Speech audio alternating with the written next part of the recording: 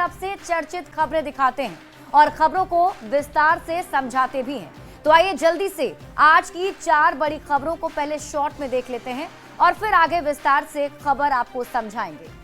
सबसे पहले बुलेटिन में जानिए एनडीए में किस पार्टी को कितनी सीट। क्या बिहार चुनाव से पहले राहुल ने मान ली है हार? ऑपरेशन सिंदूर पर न्यूज 18 का सबसे बड़ा सर्वे आपको दिखाएंगे और झारखंड में पोस्टर वाली सियासत के मायने आपको समझाएंगे। लेकिन शुरुआत सबसे पहले सूत्रों के हवाले से खबर मिल रही है कि एनडीए में सीट शेयरिंग का फॉर्मूला तय हो गया है। कौन सी पार्टी कितने सीट पर चुनाव लड़ेगी, सबसे पहले आप ये रिपोर्ट देखिए, फिर खबर तो समझिए।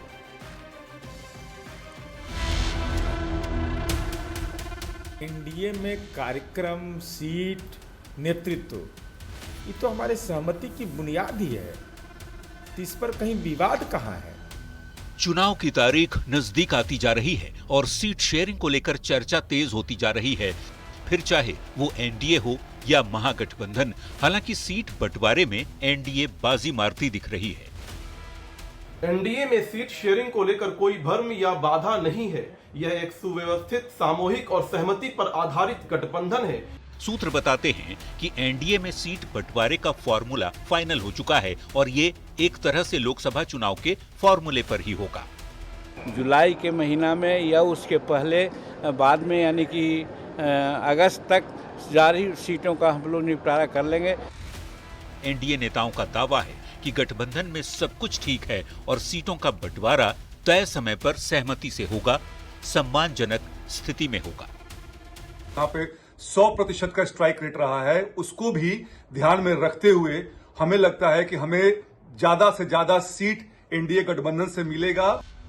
2025 का बिहार विधानसभा चुनाव काफी दिलचस्प होने वाला है। एनडीए और महागठबंधन तो आमने सामने हैं ही।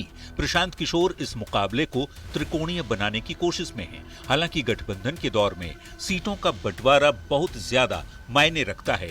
जिसने पहले सीटों के फॉर्मूले को ऑफिशियली लॉक किया, उसको मानसिक बढ़त तो मिल ही जाएगी। न्यूज 18 के लिए पटना से संवाददाता आनंद अमृतराज की रिपोर्ट।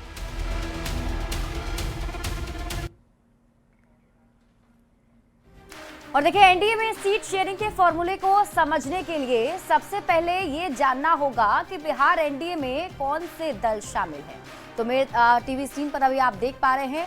आपको बता दें कि एनडीए में 5 दल हैं और ये दल हैं बीजेपी, नीतीश कुमार की पार्टी जेडीयू, चिराग पासवान की पार्टी एलजेपीआरवी, जीतन राम मांझी की पार्टी हम और उपेंद्र कुशवाहा की पार्टी आरएलएम।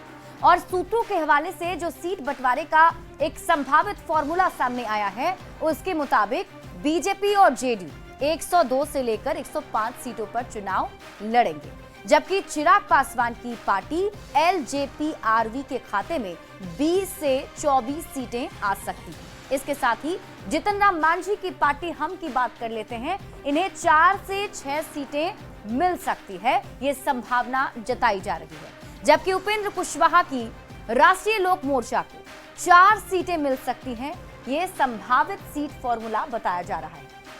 अब ये जानना जरूरी है कि 2020 में एनडीए में सीट का फॉर्मूला क्या था। तो आपको बता दें कि बीजेपी प्लस के खाते में 121 सीट आई थी, जबकि जेडीयू प्लस के खाते में 122 सीटें थी। अब आप सोचेंगे कि ये बीजेपी प्लस और जेडीयू प्लस क्या है, तो इसे आपको समझाते हैं। देखिए बंटवारे में यह तय हुआ था कि बीजेपी को जितनी सीटें मिलेगी, उन सीटों में से वीआईपी को, यानी मुकेश सहनी की जो पार्टी वीआईपी उस वक्त एनडीए में शामिल थी, उसे सीट देगी। वहीं जेडीयू के खाते से हमको सीट मिलेगी। ऐसे में बीजेपी ने मुकेश सहनी की वीआईपी पार्टी को उस वक्त यानी 2020 के विधानसभा चुनाव में 11 सीट दिए थे और खुद 110 सीटों पर चुनाव लड़ी थी। उसी तरह से जेडीयू ने भी 115 सीटों पर चुनाव लड़ा था और जीतन राम मांझी की पार्टी को 7 सीटें दी गई थी। अब चुनाव में किसको कितनी सीटों पर जीत मिली, ये भी जान लीजिए। तो चुनाव में बीजेपी 74 सीटों पर जीती, जबकि जेडीयू के खाते में 43 सीटें आई। मांझी की पार्टी हम और मुकेश सहनी की पार्टी वीआईपी को 4-4 सीटें मिली थी। 2020 में चिराग पासवान और उपेंद्र कुशवाहा की पार्टी एनडीए से अलग होकर चुनाव लड़ी थी। चिराग पासवान की पार्टी को महज 1 सीट मिली थी, जबकि उपेंद्र कुशवाहा की पार्टी का खाता तक नहीं खुल सका था। अब जरा ये समझते हैं कि एनडीए की पार्टियों का चिराग की वजह से कितना नुकसान हुआ था। 2020 में चिराग पासवान की वजह से जेडीयू को 25 सीट का नुकसान झेलना पड़ा था, बीजेपी को 1 सीट का नुकसान हुआ था और एनडीए की ही वीआईपी पार्टी को 4 सीटों पर नुकसान झेलना पड़ा था। इसके साथ ही मतलब ये कि बिहार में अगर चिराग पासवान की पार्टी वोट नहीं काटती तो एनडीए की सीटों की संख्या 125 से बढ़कर 155 हो सकती थी, उससे ज्यादा भी हो सकती थी और जेडीयू की सीटों की संख्या बढ़कर 68 हो सकती थी। मतलब कि अलग अलग लड़ने से सभी को नुकसान हुआ था। 2025 में पांचों दल साथ चुनाव लड़ेंगे और बीजेपी और जेडीयू दोनों गठबंधन के बड़े दल हैं, तो सीट बंटवारे में दोनों की सीटें ज्यादा होंगी। और अब ये संभावित फॉर्मूला अभी सामने आया है, जिसके तहत कहा जा रहा है कि बीजेपी और जेडीयू ज्यादा सीटों पर चुनाव लड़ेगी और 20 से 24 सीटें एलजेपीआरवी चिराग पासवान की पार्टी को मिल सकती है और इसके साथ ही जीतन राम मांझी की पार्टी को भी 7 सीटें मिलने का अनुमान जताया जा रहा है और ये कहा जा रहा है कि उपेंद्र कुशवाहा की जो पार्टी है उन्हें 4 सीट मिल सकती है। बढ़ते ही आगे और बात अगली खबर की। कांग्रेस नेता राहुल गांधी ने महाराष्ट्र विधानसभा चुनाव को लेकर बीजेपी पर मैच फिक्सिंग का आरोप लगाया है। राहुल गांधी ने महाराष्ट्र की तरह ही मैच फिक्सिंग अगली बार बिहार में होगी, ये आरोप लगाया। राहुल गांधी के बयान पर पलटवार करते हुए बीजेपी नेताओं ने कहा कि बिहार चुनाव से पहले ही राहुल गांधी ने हार मान ली। आप ये रिपोर्ट देखिए, फिर खबर तो समझिए।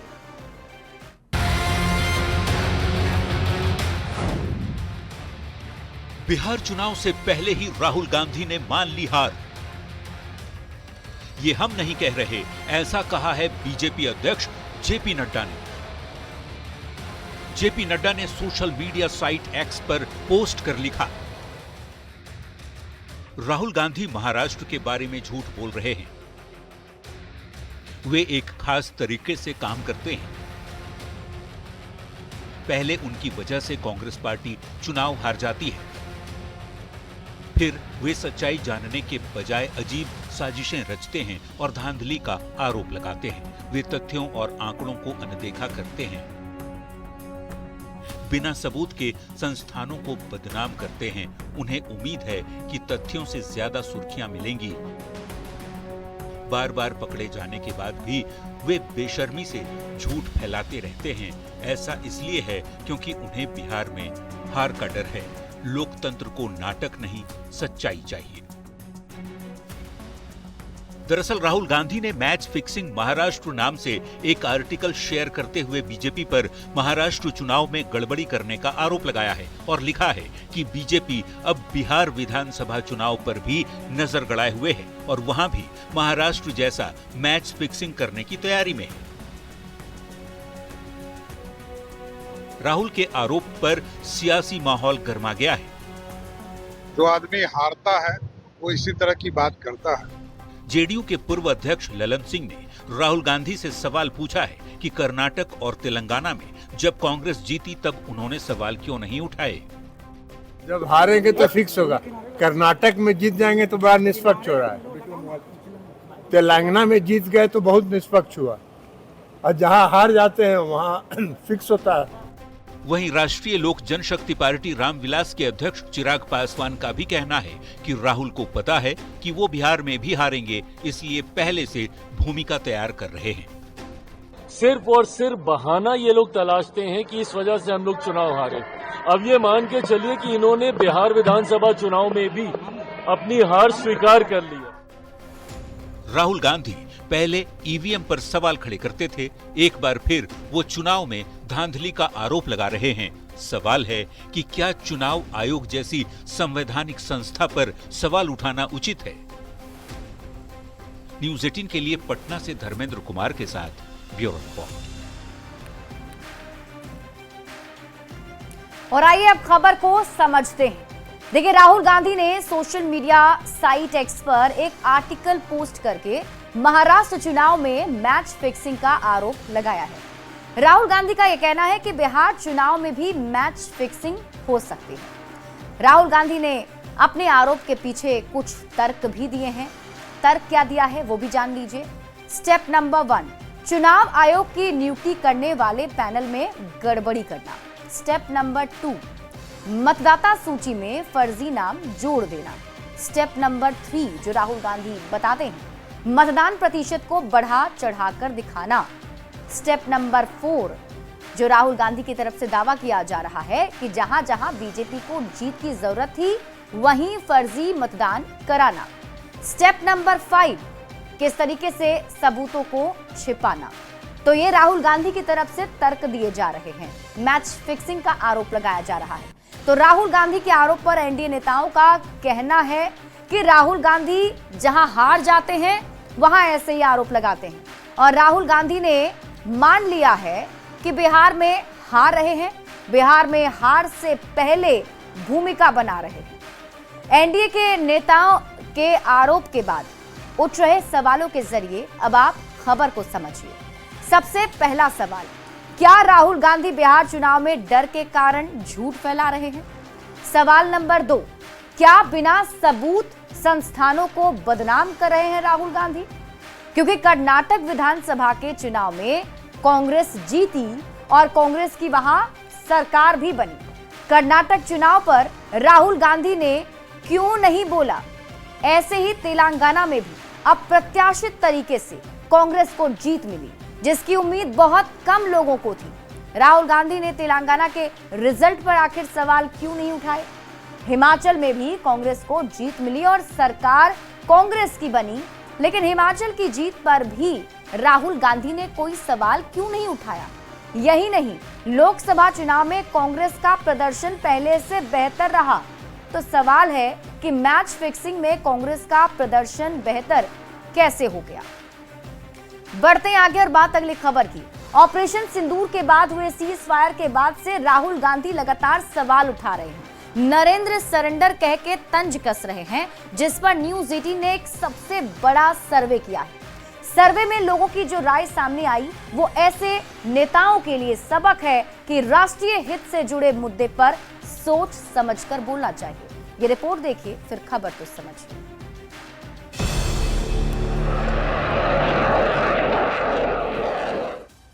ऑपरेशन सिंदूर एक ऐसा ऑपरेशन जिसके तहत भारतीय सेना ने पाकिस्तान और पीओके में स्ट्राइक कर 9 आतंकी अड्डों को तबाह कर दिया।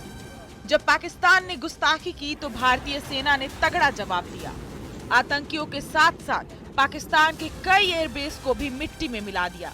इसका दर्द पाकिस्तानी आज तक महसूस कर रहे हैं, लेकिन भारत के कुछ नेता इस मुद्दे पर सियासत करने से बाज नहीं आ रहे हैं, जिसमें पहला नाम है कांग्रेस सांसद राहुल गांधी का। आप जानते हो, उनको सरेंडर करने की आदत है। न्यूज 18 ने ऑपरेशन सिंदूर और उसके बाद की जा रही सियासत पर सबसे बड़ा सर्वे किया। 5 सवालों के जरिए न्यूज 18 ने जनता का मूड भांपने की कोशिश की। आइए अब सवाल और उन पर जनता की राय जानते हैं। तो सबसे पहला सवाल था कि क्या नरेंद्र सरेंडर जैसा कमेंट किसी भी तरह जचता है, जिसके जवाब में 12.45% लोगों ने हाँ में जवाब दिया और 87.55% लोगों ने ना में जवाब दिया। यानी ज्यादातर जनता को लगता है कि कांग्रेस का ये बयान पूरी तरह से गलत है। दूसरा सवाल था कि क्या आपको लगता है कि प्रधानमंत्री पर इस तरह के निजी हमले राष्ट्रीय हितों की भावना से विपरीत हैं? 75.65% यानी कि लगभग 76% लोगों ने हाँ में जवाब दिया और 24.35% लोगों ने ना में जवाब दिया। तीसरा सवाल था कि क्या आपको लगता है कि राष्ट्रीय सुरक्षा का मसला आने पर प्रधानमंत्री मोदी ने हमेशा कड़ा रुख रखा है? इस सवाल के जवाब में 88.06% लोगों ने हाँ में जवाब दिया और 11.94 यानी लगभग 12% लोगों ने ना में जवाब दिया। चौथा सवाल था कि क्या ऐसी टिप्पणी करके कांग्रेस पार्टी सशस्त्र बलों के प्रति सम्मान दिखा रही है?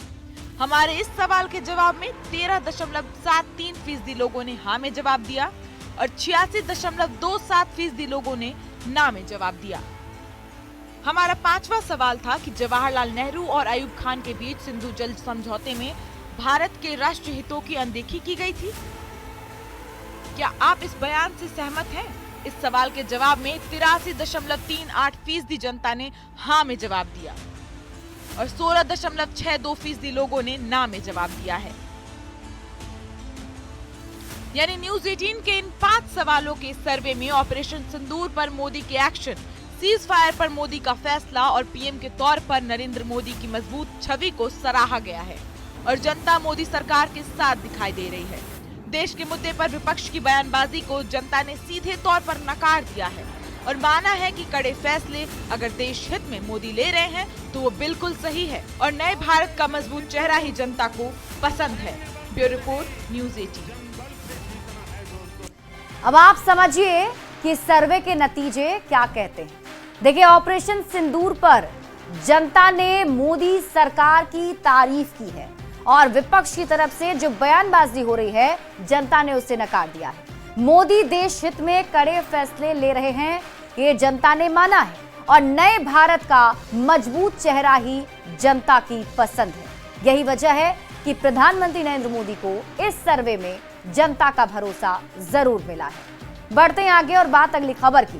रांची के चौक चौराहों पर जेएमएम प्रवक्ता की ओर से लगे पोस्टर के बाद पॉलिटिकल पारा हाई हो चुका है। इसमें झारखंड में जेएमएम की सरकार है के स्लोगन पर सहयोगी कांग्रेस और आरजेडी ने आपत्ति जताई, तो पोस्टर पर जारी विवाद ने बीजेपी को गठबंधन और सरकार पर तंज कसने का मौका दे दिया है। सबसे पहले आप ये खबर देखिए, फिर खबर तो समझिए।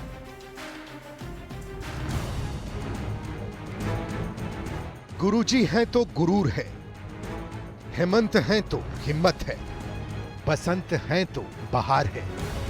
इसीलिए ही तो झामुमो की लोकप्रिय सरकार है। यही वो पोस्टर है जिसने झारखंड की सियासत का पारा हाई कर दिया है। जेएमएम प्रवक्ता मनोज पांडे की ओर से हरमू चौक के साथ सहजानंद चौक पर पोस्टर लगाए गए हैं। इस पोस्टर के अंतिम लाइन जेएमएम की सरकार है, पर कांग्रेस और आरजेडी के नेताओं ने आपत्ति जताई है। खुलकर विरोध तो नहीं किया, लेकिन इतना जरूर कहा कि यहाँ महागठबंधन की सरकार है और अगर पोस्टर में कांग्रेस और आरजेडी का जिक्र होता तो और बेहतर होता। अगर वो कांग्रेस, जेएमएम, राजद की सरकार अगर नीचे लिखते तो उस पोस्टर की खूबसूरती और अधिक बढ़ती और एक जनता में भी मैसेज जाता। महागठबंधन का नाम नहीं लेकर के केवल जेएमएम का नाम लिया तो उनका अपना विचार हो सकता है, लेकिन ये सार्वजनिक है कि यहाँ सरकार महागठबंधन की है, इसलिए कोई विवाद की बात नहीं है, लेकिन मेंशन होना चाहिए था।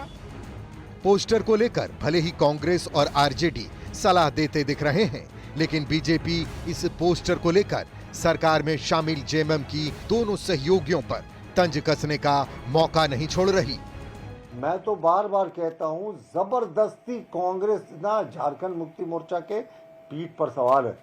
जिस दिन झारखंड मुक्ति मोर्चा इनको पटकनियां देगी ना, उसके बाद भी ये पैर पकड़कर झामुमो का साथ नहीं छोड़ेंगे, क्योंकि इनकी खुद की कोई हैसियत नहीं। अब देखना होगा कि पक्ष के साथी ही आपस में जब इस तरीके से बयानबाजी कर रहे हैं तो ये पोस्टर कब तक रहता है और ये राजनीति कब तक चलती है। कैमरा पर्सन संजीव तिवारी के साथ गौरव झा, न्यूज 18 रांची। और इसी के साथ इस बुलेटिन में अभी के लिए बस इतना ही। आप देखते रहिए न्यूज 18 बिहार झारखंड।